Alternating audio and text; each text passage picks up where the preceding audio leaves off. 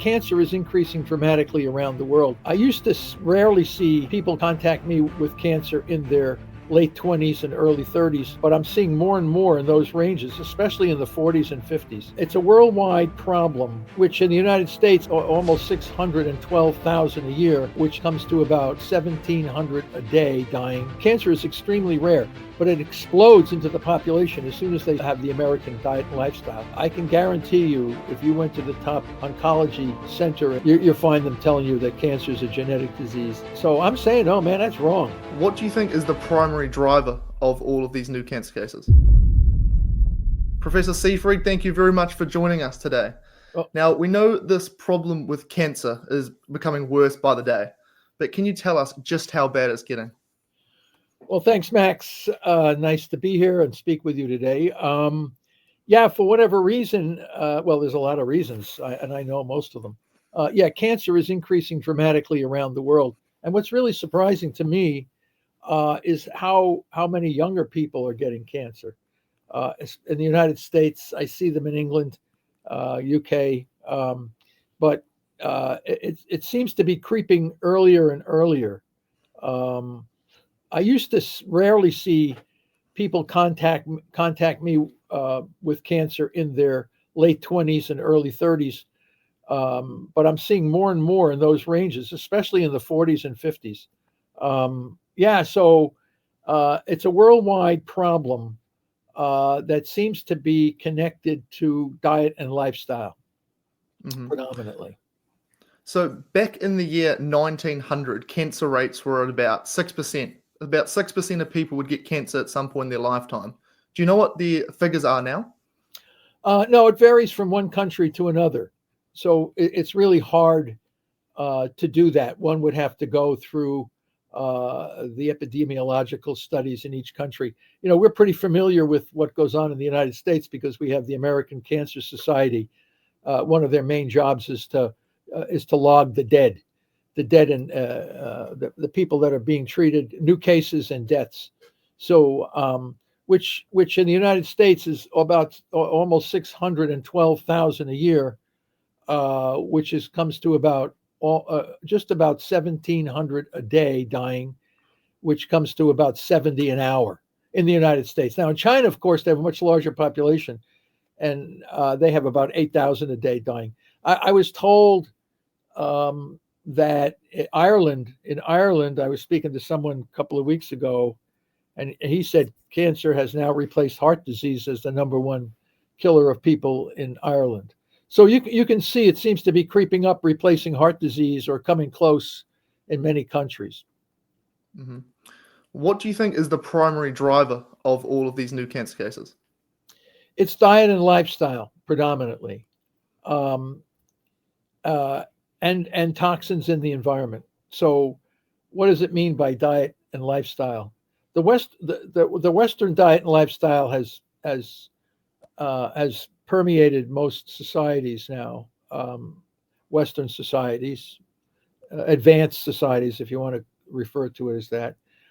What is that? Okay, lack of exercise. We don't exercise as much as we used to because of all the technological conveniences that we have. We are bombarded by foods that are poorly nutritious. The world global distribution of foods seems to be spreading everywhere, and it's not clear how nutritious and healthy these are, especially highly processed carbohydrates and these kinds of things. There's a lot of emotional stress in people's lives today because of the internet and cell phones and all these kinds of devices that get people all like worked up about stuff. There's a lot more depression and unhappiness, poor sleep, chemicals in the environment, the plastics. You put that all together and you get a surge of chronic diseases, cancer being the big dog among these, but you have a lot of obesity, you have a lot of type 2 diabetes, you have cardiovascular disease, anything related to disordered mitochondrial function. The mitochondria control the destiny of our cells and our lives. And when that organelle becomes corrupted, from all of the things that I just mentioned, then you put yourself at risk for cancer. Hmm. So when someone gets cancer, what is actually happening in their body at a biological level? Well, the definition of cancer is cell division out of control. So right now, you look like a healthy guy. Okay, your organs are probably healthy. Your brain is healthy. Lungs, kidneys, liver, bladder, colon, up and down the digestive tract into the different organs. So you get a lot of people. Now, I think people in your zone, at least the Australians, they seem to have a lot of melanoma. I don't know. That seems to be more common down there. Damage from UV irradiation. But sunlight is very healthy. A lot of vitamin D can come from sunlight. But if your body is out of balance metabolically, then you could put yourself at risk for that. So what happens? There's a lot of, I went through all the risk factors for cancer. I mean, radiation, if you're exposed to radiation, if you're exposed to systemic inflammation, these are provocative agents, intermittent hypoxia, systemic inflammation, viruses, all kinds of different viruses that, especially what we call oncogenic viruses. Age, the older you get, your mitochondria become weaker and weaker and more prone to be disrupted. When you damage mitochondria, oxidative phosphorylation, energy through oxygen, and in order for the cell to survive, it has to gradually transition to energy without oxygen, which is fermentation. And all cancers, no matter where they come from, whether it's the brain, the lung, the colon, the breast, they're all using energy without oxygen. They're fermenters. They're using ancient pathways of energy. And that's the common characteristic of all cancers. How that happens could be any number of provocative agents from the environment and the person's physiological state that can contribute to this. So, and all I know is that when we see cancer, regardless of where it's from, they all have a very similar metabolic problem. They ferment rather than respire. Hmm. Now, I've heard you talk a lot about how a ketogenic diet prevents cancer. Can you give us a breakdown on how exactly that works? Well, I don't know if it's a ketogenic diet specifically. It's nutritional ketosis, which can be, which you can arrive at by water only fasting, calorie restricted diets of many kinds. That's why we developed the glucose ketone index calculator here at Boston College. The problem is we could never patent that, so we never made a nickel on it. You can't patent formulas, but the world is using it in these meters, the Keto Mojo meter and things like that, which measures the ratio of glucose to ketone bodies in the blood. And then if you have a ratio of about 5.0 or below, you're in kind of nutritional ketosis like our Paleolithic ancestors, which mostly with cancer was very rare in these ancient populations, or these populations of folks that live according to traditional ways. People say, oh, they didn't live long enough to get cancer. Yeah, well, they were dying from infections and injuries. But if you did live long, you still didn't get cancer. We know that today because these Aboriginal tribes of folks, they generally don't get cancer. Cancer is extremely rare, but it explodes into the population as soon as they start eating diet, have the American diet and lifestyle. Then cancer starts permeating the population. But yeah, so to prevent cancer, you got to, and most people don't want to do that. How long have you been? Can you do that? How long can you go without eating? Yeah, not too long without eating. Give me an example. I could probably go a week, 2 weeks if I had to. Well, you can go 2 weeks water only fasting, nothing, just water. If I had to, I'm sure I could. No. It's not whether you have to. Yeah, if you had to, right? Some guy holding a gun to your head, say don't eat anything, put you in a prison. No, but if you, how long have you gone without eating? About 3 days. Are you sure? Only water? Yes, only water. Okay, how did you feel after that? Because I was fat adapted prior to it, I felt pretty good, to be honest. But if So in the past, why did you do that? I don't know, I just wanted to challenge myself. No real reason. New Zealanders like to do this? Nah, not really. Who does, right? No one does. Yeah, right. Okay, so why are we discussing this? Why are we discussing something that no one wants to do? Well, you make a good point, but if you could induce that ketogenic state from, Yeah, a well, diet. it's always great to talk about a nutritional ketosis, Mm, but nobody wants to do it. Not nobody, but most people aren't standing in line to say, "Oh God, I can't wait to start my water only fasting," getting all excited about it, running around like it's going to be something big. Um, the reason our ancestors were in nutritional ketosis is because they had a lot of exercise. They didn't have highly processed carbohydrates in their diet, and they were just in that state, not because they wanted to be, because they had to be. There wasn't a great American diet and lifestyle waiting for them. However, we all are the same. If you could go back in time, well, what's your ancestral folks that live on the island? They're Maori, the Maori people. yeah, that's Yeah, correct. yeah. Well, they have a lot of cancer. I know that for a fact because I was told about that.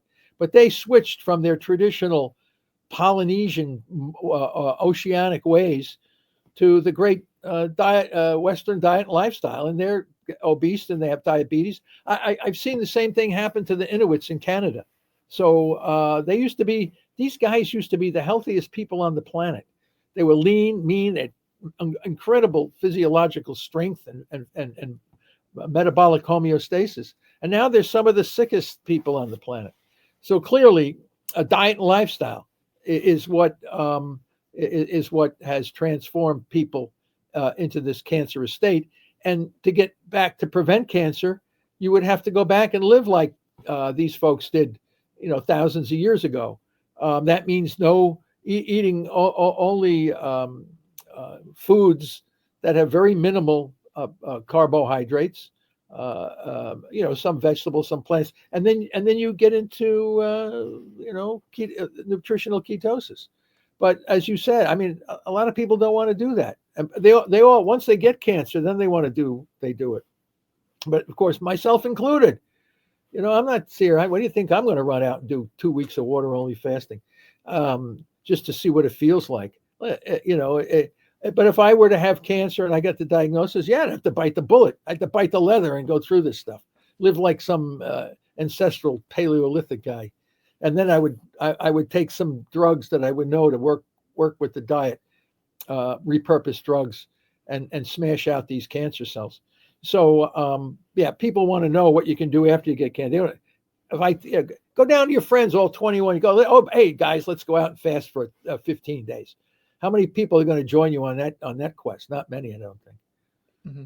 So, from a cancer prevention standpoint, would you recommend low carbohydrate diets? I would. It's one of quantity. Like how often do you eat? Everybody likes a burrito. Everybody likes. I don't know what you eat down there, but it's probably the same stuff. Taco Bell. You got Taco Bells down there? Yeah, just recently, actually. They Yeah. only just came and visited us. Wait until you have one of their chalupas. It's unbelievable. You haven't had one yet. Wait until you try one. You talk about water only fasting while you're pounding down a big chalupa. Yeah, no, it's not going to happen. So, but you got Pizza Huts and you got all kinds of. This is the world food distribution now. Highly processed foods, minimal nutritional value, a lot of highly carbohydrate, a lot of emotional stress, no exercise. You put all that together, and you're going to put yourself at risk for all these kinds of things. Mm-hmm. Is there any merit to the argument that cancer is genetic?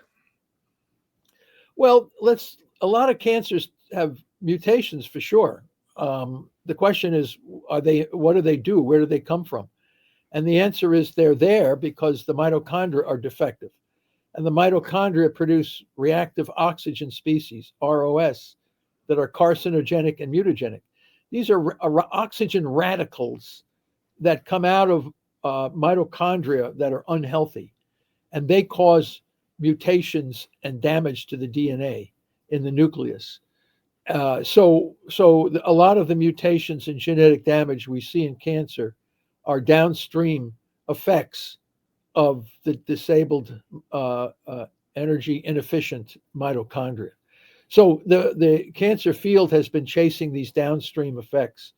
It's like a world mesmerization. I don't know what you want to call it, a tranquilization or something, where they all think the same. I can guarantee you, if you went to the top oncology center in New Zealand, in one of your top cities there, you'll find them telling you that cancer is a genetic disease. And if you go to Australia, they'll tell you the same. You go to Germany, United States, they're all the same. It's unbelievable. It's like they're all brainwashed in the same way of thinking. And I don't know there's a lot of reasons for that, mostly confirmation bias, dogmatic ideology. They've just been, all the textbooks say that. So I'm saying, oh man, that's wrong. We've looked at all the experiments, and clearly cancer is not. We have some tumors that have no mutations.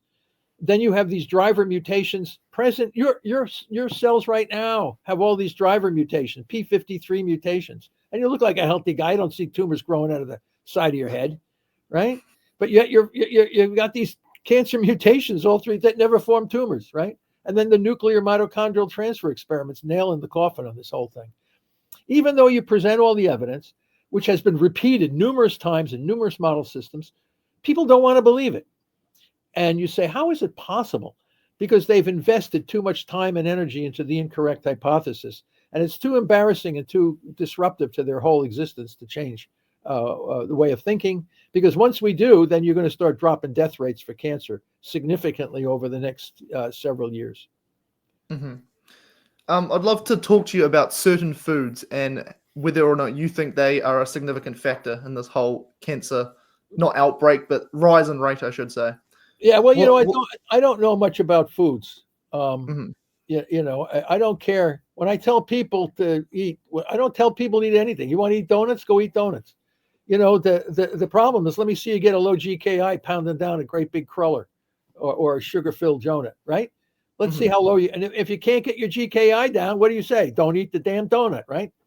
So it's like I said, what foods, any food that has is balanced by macro and micronutrients that can put you into, or GKI, if you don't have cancer, 5 and below, but if you have cancer, it would be 2.0 and below. Have you measured your glucose ketone index?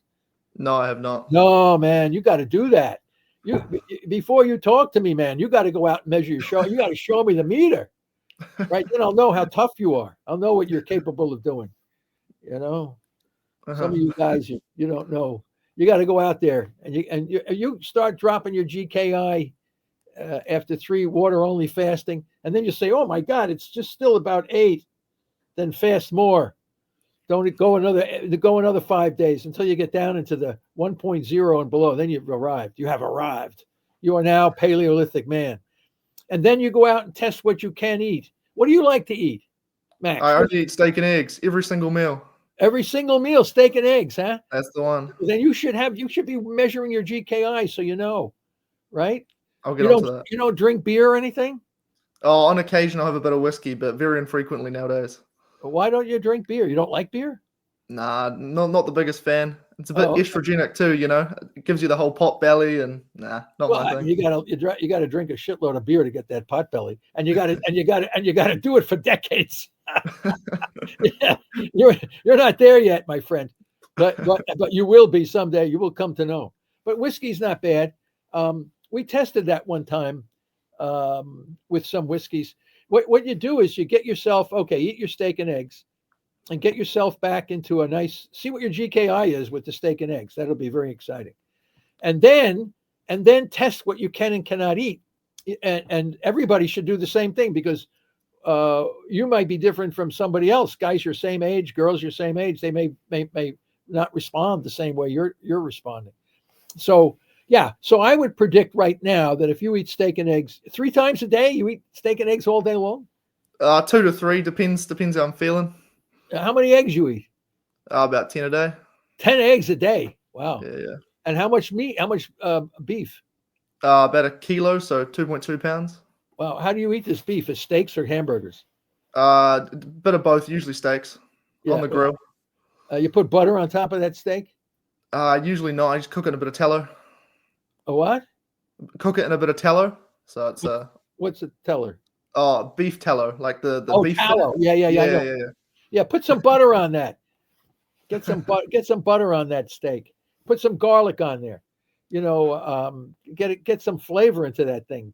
Salt it up, garlic and real butter. And then what about bacon? You eat the bacon down there? Yeah, a bit of bacon from Yeah, time to time. yeah, bacon is good. That has a lot of fat, a lot of salt in there. You don't want to eat too much of it. However, if you pig out on the steak and eggs, eat too much of it, you'll see your GKI slowly going up. You'll get insulin insensitivity. I don't think you don't look like the guy that would have that problem. But anyway, you can experiment with your own body, and get you'll know exactly these ranges. So I made the GKI for cancer patients because they are the ones that need it the most to kill the tumor cells. You got to be in a low GKI. But to prevent cancer, you get a low GKI. So in your case, it would be very, very interesting to see what your glucose ketone index is. You can do it from any meter, but the Keto Mojo has the meter, has the hour ratio attached in there. He's the guy that makes all the money on the Mojo. I wish we were not able to patent it, so we don't get a nickel for it. But all you guys out there, young people, are all using the Keto Mojo to track your own GKI. So you can say, I'm in nutritional keto. How do you know? Because I have a low GKI. Because a lot of people just speculate I'm in keto. How do you know? They say, well, I haven't eaten any sugar. It must be in ketosis. Well, you don't know that until you do the actual blood meter. You stick your finger with the diabetics, and you have a glucose strip, and you measure glucose, and then you take the ketone strip, squeeze your finger, get another drop of blood, and put it into the machine, push the button, and you get a glucose ketone ratio. And as I said, if you have a low ratio, you're in ketosis. So it'd be always very interesting to see what kind of ratio you have. Yeah, no, most of the time I'm not in ketosis. I've done the urine keto strips. I'm not sure how accurate they are. No, not accurate enough. We use them in between because the ketone strips are expensive. But we use urine strips in between. But then you can, because urine strips give you like minus or plus. They have plus minuses. They don't give you an actual number. Whereas the meter gives you an actual millimolar quantification of both glucose and ketones in the same drop of blood. And it varies during the course of a day too. So in the morning when you wake up, we call it the dawn effect. Overnight, your glucocorticoids go up just slightly. And then when you wake up in the morning, because you need the glucose for the day, you'll see it a little higher. And then during the afternoon, it'll start to drift lower. But it varies from one person to the next. So, but it's kind of interesting to log your GKI to see how you respond over the course of a day, over the course of a week, over the course of a month, during holidays, and you'll see them shifting slightly in different conditions. Mm-hmm. Now, I know you said you don't know too much about individual foods, but what a lot of people make the claim about is with artificial sweeteners. They say, well, they're the most studied ingredient on the planet, and the majority of studies show they're safe. Do you believe that to be true? I don't know. I haven't looked at the research. I haven't studied. I only can speak accurate on the stuff that I actually study. Okay. I don't know what artificial sweetener does to your GKI. It might lower it, but I don't know. I don't know. You might test it for you. I don't know. Get the answer. You do it. You test yourself. Okay. Now, before I let you go, Professor, I have one last question, and that is regarding RFK Jr. The United States, big overhaul with their health department. Are you a fan of this? Well, I'm certainly a fan of his intentions to try to clean up the food industry. I mean, who wouldn't be involved? Would think that's not good, right? Unless people say, "Listen, I love poorly nutritious foods. I just can't wait to get my next big shot of sugar into my body. I want to be as morbidly obese as I possibly can. I want to leave potholes when I walk. These are the kinds of people that might be upset with having RFK come into the program. But yes, his intentions are really good. I don't know about his diet views, his vaccine views. But he certainly has his head in the right direction. That's for sure. Mm-hmm. Awesome. Wow. Thank you very much for joining us today. I greatly appreciate it. And next time I hear from you, Max, I want to see those GKI numbers. Sounds good. I'll have them ready for you before we start. All right, young man, take it easy now. Cheers. Have a good one. Yeah, you too. Bye.